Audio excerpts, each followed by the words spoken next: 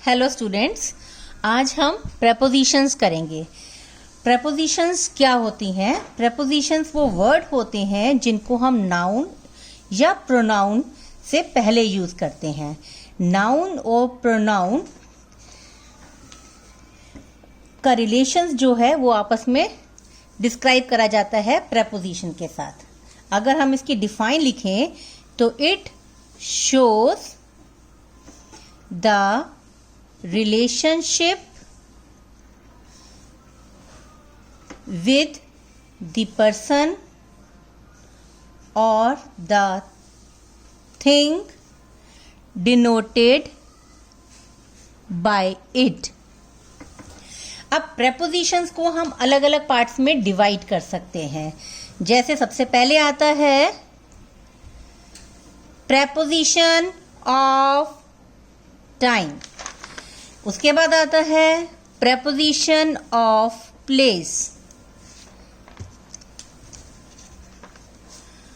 उसके बाद आता है preposition of direction, और बाकी और भी इसके अलावा भी और भी prepositions हैं जिनका हम यूज करते हैं।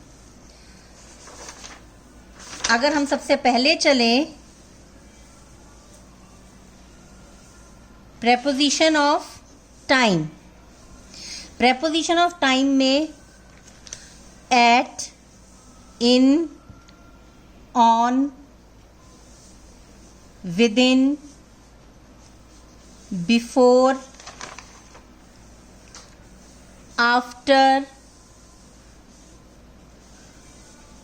until, during, from, since, for use करते हैं। अगर हम इन सब का एग्जाम्पल लेकर के इनको क्लियरली समझ पाएंगे तभी बेटर रहेगा। सबसे पहले हम यूज करते हैं एट। एट क्या होता है? एट रिलेट करता है पॉइंट ऑफ टाइम, किस पर्टिकुलर पॉइंट ऑफ टाइम, किस पर्टिकुलर टाइम की हम बात कर रहे हैं। जैसे एट लंच, एट 5 o'clock, ये सिर्फ हम टाइम की बात कर रहे हैं तो हम उसी के हिसाब से इसको रिलेट करेंगे। At lunch, at dinner, at breakfast, at 5 o'clock। Example लेते हैं, she gets up at 5 o'clock every day. Clear है?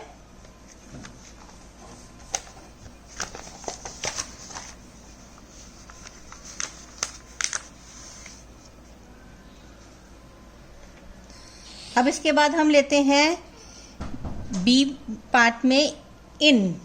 इन का हम कहाँ कहाँ यूज करते हैं? जब हम ज़्यादा टाइम फ्रेम की बात कर रहे हैं, ज़्यादा टाइम फ्रेम मीन्स किसी एक पर्टिकुलर मंथ की बात कर रहे हैं। इन फरवरी, इन मंथ, इन मार्च। अब मार्च एक पर्टिकुलर पूरा महीना है, इस महीने के अंदर अंदर एक पर्टिकुलर टाइम फ्रेम है, उसके बीच में जो जो एक्टिविटीज हो रही हैं उसके बारे में बात करते हैं। तो इसमें बताया जाता है इन कहाँ यूज होता है? For a wider extent of time, एक पर्टिकुलर टाइम फ्रेम है उसमें ये होता है। जैसे we shifted to a new place in February. फरवरी के महीने में हम उस घर में शिफ्ट हुए थे। एक कोई पर्टिकुलर डेट नहीं दी, उस मंथ के ड्यूरेशन में हमारी टोटल शिफ्टिंग का काम हुआ था। हो सकता है उसमें 15 दिन लगे हों, 20 दिन लगे हों, सब चीज़ों को अरेंज करने में। तो ये इट टेक्स टाइम। एक पर्टिकुलर टाइम पे नहीं, धीरे धीरे हम शिफ्ट हुए हैं। तो लॉन्ग ड्यूरेशन की बात होती है तो हम इन लगाएंगे. We can also say that for long duration.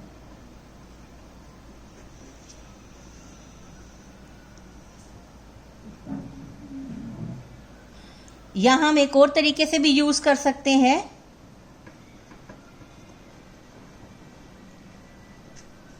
The meeting will begin in about 15 minutes. मतलब मीटिंग जो है 15 मिनट्स में शुरू होने वाली है. इसका मतलब क्या हुआ? Time starting from now. अब से 15 मिनट में मीटिंग शुरू हो जाएगी. In about 15 minutes. क्लियर है?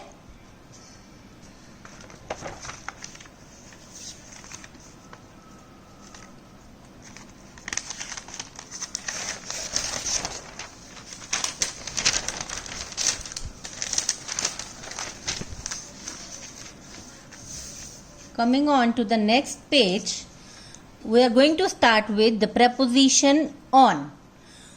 On कब यूज करते हैं? जब हमने टाइम फ्रेम लेना होता है तो हम यूज करते हैं डेज के लिए और डेट्स के लिए. जैसे ऑन नेक्स्ट फ्राइडे. डेट्स के लिए बोले तो on 15th September.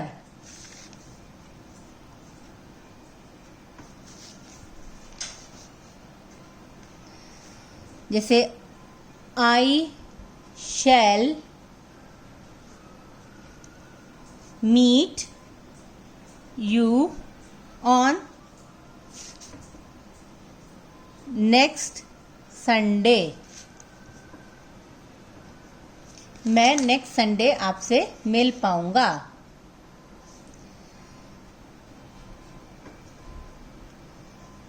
The examination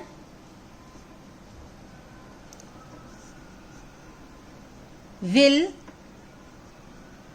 begin the examination will be held on 15th September. 15 सितंबर को एग्जामिनेशन शुरू हो जाएंगे. अगर हम बात करें विदिन की, ये हम डिस्क्राइब करते हैं before the end of a period of time. एक पर्टिकुलर टाइम फ्रेम है, उसके खत्म होने से पहले पहले कोई काम अगर होता है तो हम उसमें विदिन लगाते हैं.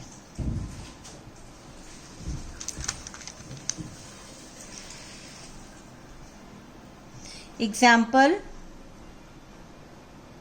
I shall complete my work within 2 hours. मतलब 2 घंटे के बीच में, 2 घंटे खत्म होने से पहले पहले मैं अपना काम कंप्लीट कर लूंगा. या हम कहें he will be back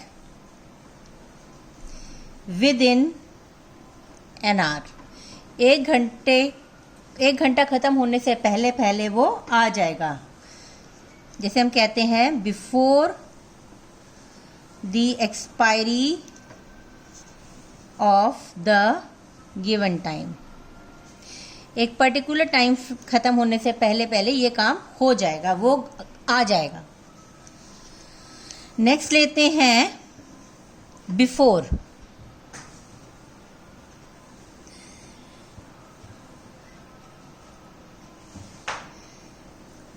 a period before a point of time, ये तो आप सबको भी पता है वैसे बिफोर कहाँ यूज होता है।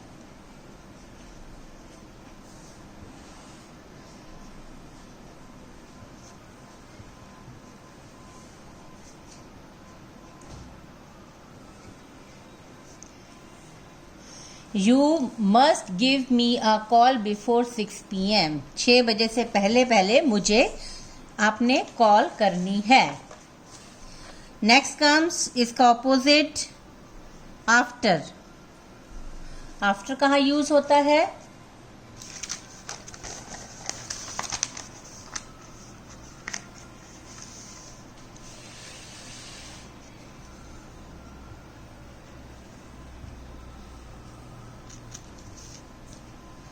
The period after a point of time, एक पर्टिकुलर टाइम के बाद। Example, I can't meet you after 4 PM, 4 बजे के बाद मैं नहीं मिल सकता। इस टाइम फ्रेम के बाद I am not available. Next comes until।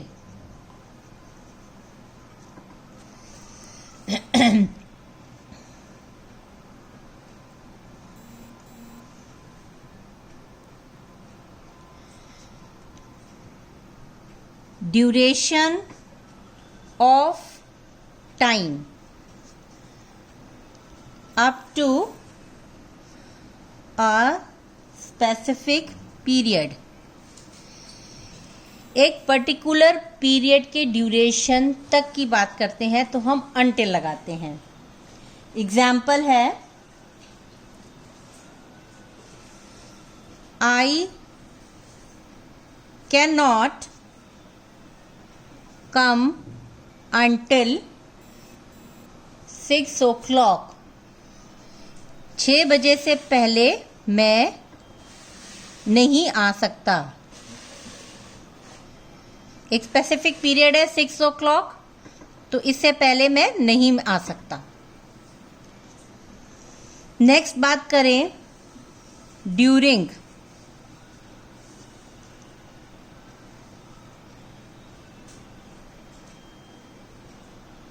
During comes duration of 2 actions, 2 actions के बीच का जो ड्यूरेशन टाइम है उसको कहेंगे, उसमें यूज करते हैं during.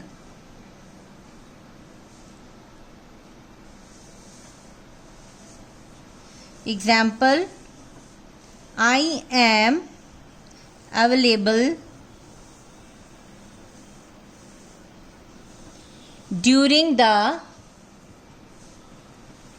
Lunch hour, means lunch शुरू होने से, लंच शुरू होते ही और लंच कंप्लीट होते ही उस पर्टिकुलर ड्यूरेशन में मैं अवेलेबल हूं। Next comes from.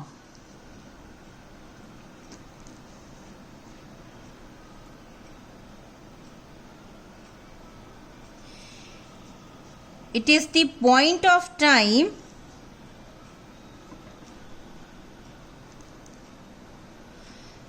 at which a particular event starts, कितने बजे कोई काम शुरू हुआ। और फ्रॉम के साथ हम टू भी लगाते हैं। इस फ्रॉम के साथ हम टू भी यूज करते हैं सेंटेंस में, जैसे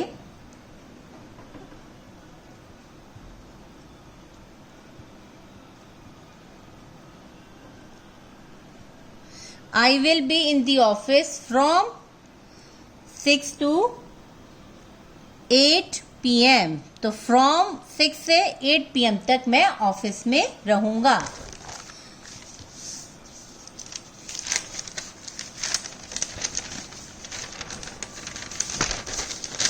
अगर हम नेक्स्ट पेज लेते हैं, पेज नंबर 3, उसमें हम यूज करते हैं सिंस। अब फ्रॉम और सिंस में हमने टेंसेस में भी रीड करा हुआ है कि सिंस कहाँ यूज होता है। सिंस सजेस्ट करता है it tells us about the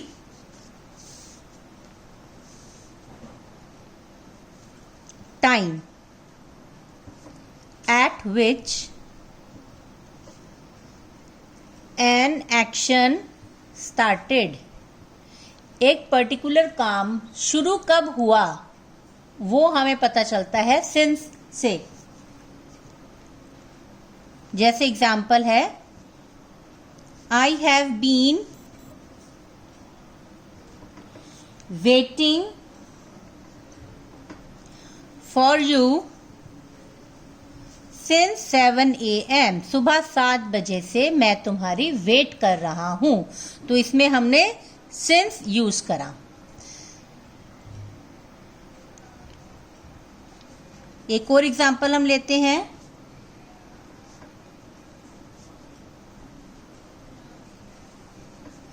She has been studying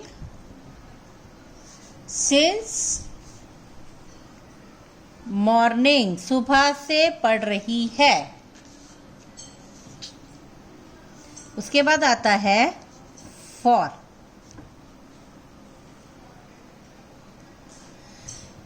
for क्या बताता है? It suggest period of time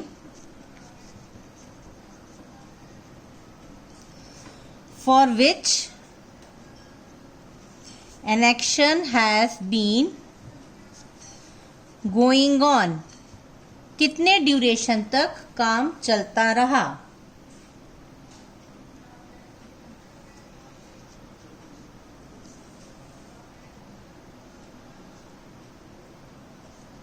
example she has been reading since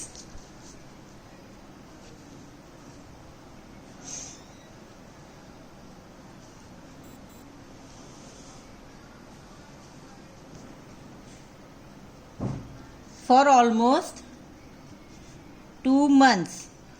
इसमें हम लिख देंगे रीडिंग नॉवल। नॉवल वो पढ़ रही है तकरीबन 2 महीने से। क्लियर है? अब नेक्स्ट आता है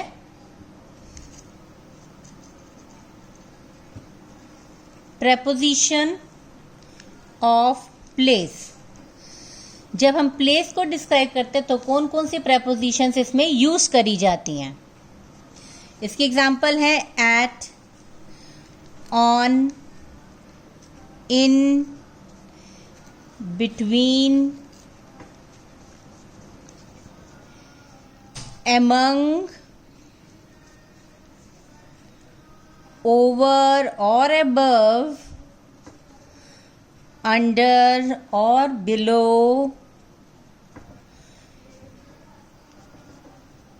in front of, behind, beside, besides। इससे रिलेटेड मैं आपको एडिटिंग दूंगी करने के लिए, क्योंकि आपको प्रेपोजिशंस एज सच फिल करनी नहीं आएंगी। प्रेपोजिशंस या तो गैप फिलिंग में आ जाएंगी या एडिटिंग में आएंगी, लेकिन अगर इनकी नॉलेज नहीं होगी तो आप उनको नहीं कर पाओगे। अभी एक्सप्लेन करने के बाद मैं एडिटिंग के लिए प्रेपोजिशन से रिलेटेड एडिटिंग एक्सरसाइजेस डालूंगी, जो कि आप मुझे सबमिट करेंगे, तभी मुझे क्लैरिटी आ जाएगी कि आपकी अंडरस्टैंडिंग इसमें हो रही है या नहीं हो रही है।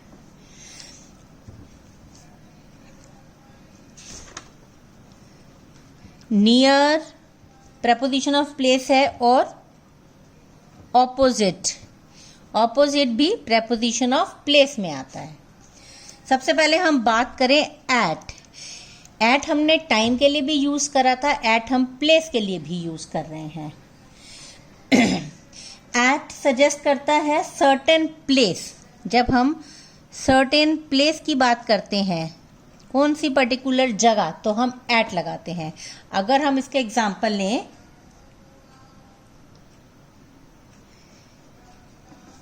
ही स्टेज एट रानी बाग। तो उसके वेयर ही stage actually at Rani Bagh, no other place at Rani Bagh. तो सर्टन प्लेस बता रखी है कि कहाँ रानी बाग में। अगर हम ऑन की बात करें, ऑन का बताता है on a particular surface. Example, the clothes are lying on the bed। Bed पर कपड़े पड़े हैं। बेड क्या है? एक पर्टिकुलर सरफेस है, उस पे कपड़े पड़े हैं, तो ऑन द बेड। एक और एग्जाम्पल लेते हैं।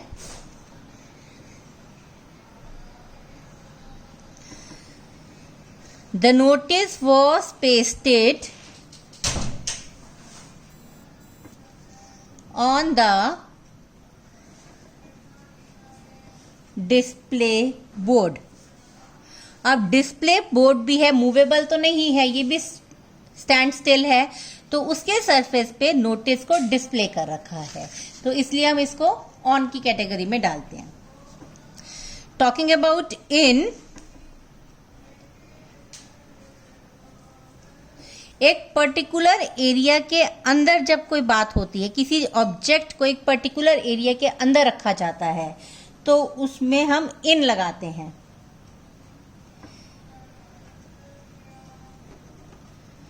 To express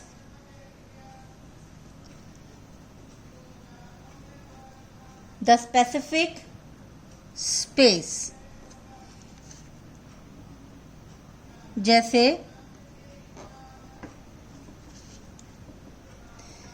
there is very little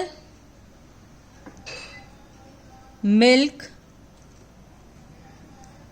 in the bottle। The keys are in the drawer। अब ड्रॉर क्या है? एक क्लोज प्लेस है, एक क्लोज जगह है, उसके अंदर पड़ी हुई है, तो हम इन लगाएंगे। क्लियर है?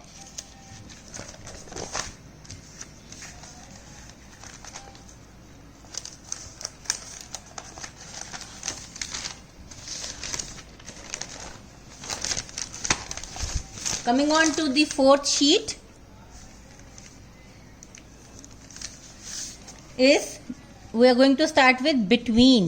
between कब लगाते हैं? वैसे हम सबको ये बात पता है, जब दो चीज़ों के बीच की बात होती है, चाहे दो प्लेसेस होते हैं, दो चीज़ें होती हैं, जो दो पर्सन होते हैं, उनके बीच में हम between लगाते हैं। The table is lying between the two chairs। दो चेयर्स के बीच में टेबल है। अब नेक्स्ट आता है among। among का मतलब होता है बहुत सारे में से एक को चूज करना। जब दो मोर देन टू थिंग होती हैं, चाहे टू थिंग्स हो, चाहे टू प्लेसेस हो जाए, उसमें among लगाते हैं। जैसे the teacher is sitting among children।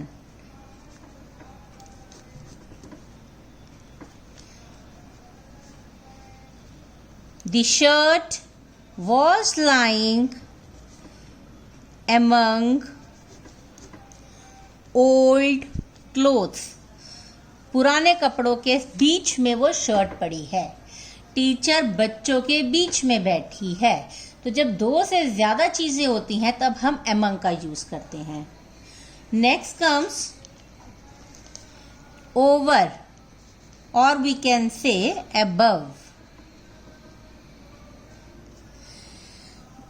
Over और above का वैसे मीनिंग सेम है। इसका मतलब क्या होता है?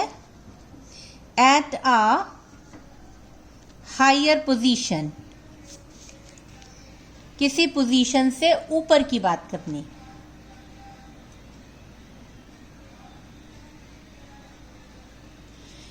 जिसमें हम above को कहाँ यूज करते हैं? For being directly vertical, जब बिल्कुल सीधा वर्टिकल अबव यू, तुम्हारे बिल्कुल ऊपर होता है तो उसमें हम अबव का यूज करते हैं। एग्जाम्पल से हमें थोड़ी और क्लैरिटी होगी।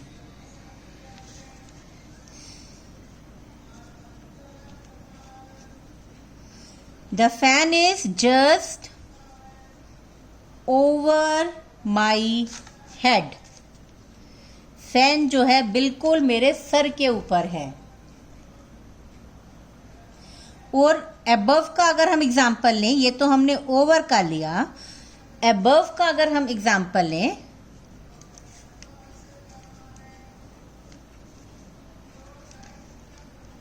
The plane is flying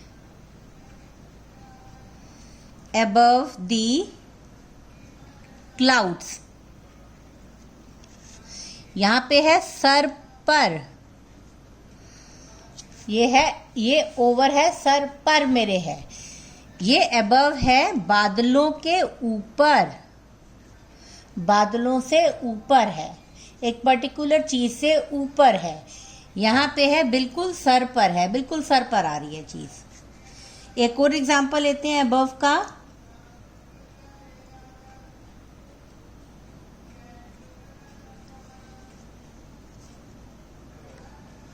His head could be seen above the water। उसका सिर जो है पानी से ऊपर, यहाँ पानी है, उससे ऊपर उसका सर हमें नजर आ रहा है, तो एक चीज से ऊपर है। अगर हम एक और ओवर का लेते हैं, ये तो हमने above का लिया। अगर हम एक और एग्जाम्पल ओवर का लेते हैं,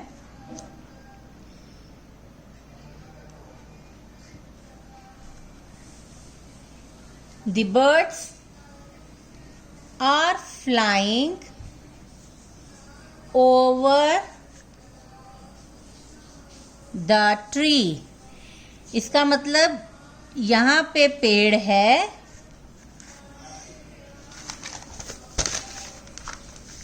यहाँ पे पेड़ है, पेड़ के ऊपर बर्ड्स हैं। तो इन दोनों को हमें समझना जरूरी है कि कहाँ पर हम above लगाएंगे, कहाँ पे हम ओवर लगाएंगे। थोड़ी सी कंफ्यूजन इसमें जरूर रहती है, फिर भी आप इसको रीड आउट करिएगा। नेक्स्ट कम अंडर और बिलो। इन दोनों में हम यूज करते हैं एट अ लोअर लेवल, एक पर्टिकुलर लेवल से थोड़ा कम।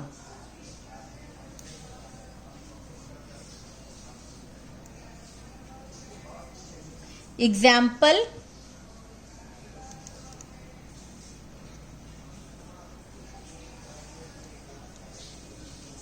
माई shoes are under the bed. Shoes कहां पर है? बेड के नीचे।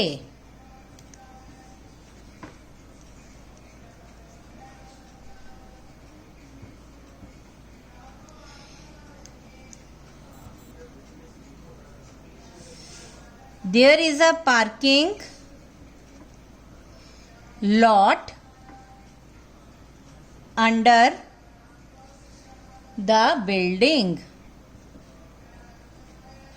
बिल्डिंग के नीचे पार्किंग लॉट है।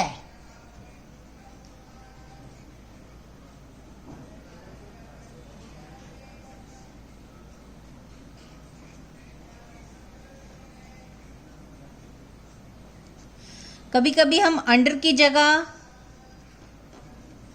अंडरनीथ भी लिख देते हैं और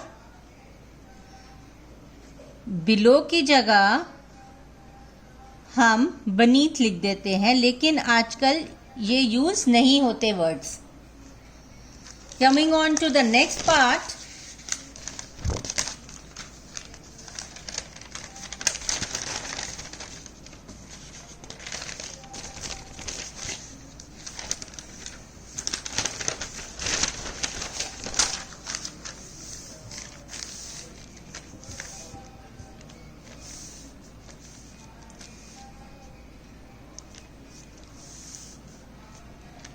इसकी एग्जाम्पल ले लेते हैं अंडर और बिलो के। अच्छा वो तो हो गए थे। Next is in front.